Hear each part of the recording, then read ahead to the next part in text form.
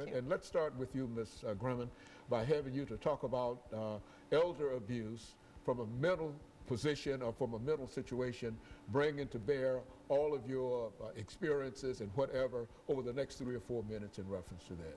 Well, I think when we look at those older adults that have a diagnosis, or maybe not a diagnosis, but are experiencing symptoms of dementia, that brings in an added element of vulnerability for that person.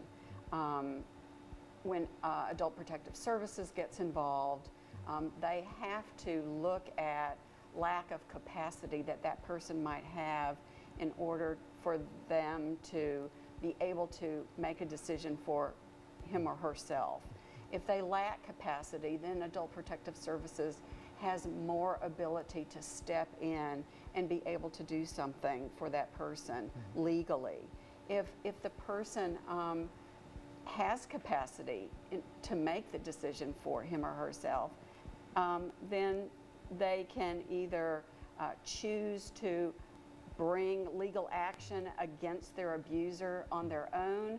They can refuse the services of Adult Protective Services on their own. But because of dementia, that person may not have the ability to take care of themselves in terms of activities of daily living or make decisions with regard to their own health care, their own medical care. They may not be able to take their medication properly. Thus, their health care deteriorates and they're in a very, even more physically vulnerable situation. And so, Ms. Farringer, what we're saying here is that there's a real problem dealing with the elder, and I think that's some of the things that you pointed out in the article that you wrote not quite recently for the Tennessean. Why don't you make some statements in reference to how that fits into what we're doing here? Right. Of course, the elderly population is growing, so this is already a huge problem, and it's just going to get bigger. I think the main point that many people may not realize is that all of us, whether we're a healthcare professional, law enforcement professional, a neighbor, a relative, or a friend, if we suspect elder abuse, any of the forms that I mentioned, we have a legal responsibility to report it to Adult Protective Services. It can be anonymous. They will not reveal your name to the abuser. And you don't have to know that it's elder abuse. You just have to suspect that it's elder abuse. And then you report it to Adult Protective Services of the Department of Human Services. And it's their job to investigate whether these suspicions are true, whether there's cause, and to kind of follow through with what Diane mentioned. But all of us have that responsibility to make those reports so that it can be investigated. I think the other thing is maybe we think most elder abuse is done by a paid caregiver, either in a facility or someone that's paid to come in the home, but a vast portion of elder abuse is done by someone that the elder knows, usually a relative. So that's something else to be aware of. We found it a little disconcerting that oftentimes seniors are not taken seriously. That if they say she hit me or she didn't give me my food, we say, oh, she didn't know what she was talking about. Perhaps they do have Alzheimer's or some other dementia, but we need to at least investigate it and look into it. And of course, Ms. Grumman, when we think in terms of elder abuse, what about the interpersonal relationships that the elder population might have with younger persons within that family? Is there any kind of relationship between, see, generally they talk about domestic violence, for example.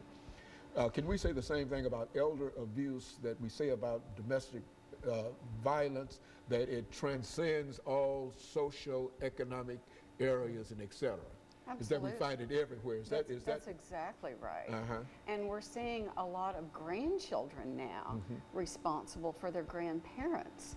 So you can see the burden and responsibility that young people are now trying to handle, where the parents, the adult parents or adult children may not be in the picture anymore, and these younger adult grandchildren then are in place of their parents in taking care of the And grandparents. so elder abuse is not confined to poor people, middle class people. It's Absolutely no matter not. who they are, and we find them in all socio-economic areas and et cetera. Is that what we're saying? Absolutely not. And in terms of self-neglect, this occurs frequently to older people who are living in very isolated conditions, who are living alone, who may be in their own home, and they aren't seen anymore by neighbors and friends. They're not driving anymore. They're holed up in their home for one reason or another, and the food is going bad in their refrigerator. They're not eating properly, poor nutrition. They're not getting to the doctor. They're not taking their medication properly. And you see this a lot in houses of hoarders, for example, that might be older. So in terms of this elder abuse initiative, we have such a variety of professionals on our committee now. We're even looking to the U.S. Postal Service to help identify those particular persons in those homes that are isolated by the postal workers even. And so what we're getting ready to do, Ms. Grumman, for this final segment, we'll come back, Ms. Farringer, with you, and then we'll be able to have 10 minutes to allow the two of you to simply talk about some things that you would like to talk about that we've not talked about up until this time, and it'll give us an opportunity to bring in some additional information that we've not covered at this particular time. We've got about 30 seconds, and then we'll have a break, and then we'll come back for a 10-minute segment, and everything that you wanted to talk about before you got here, you didn't have a chance to talk about it, that will be your opportunity to do so. And of course, let me encourage our audience to continue with us through this final segment.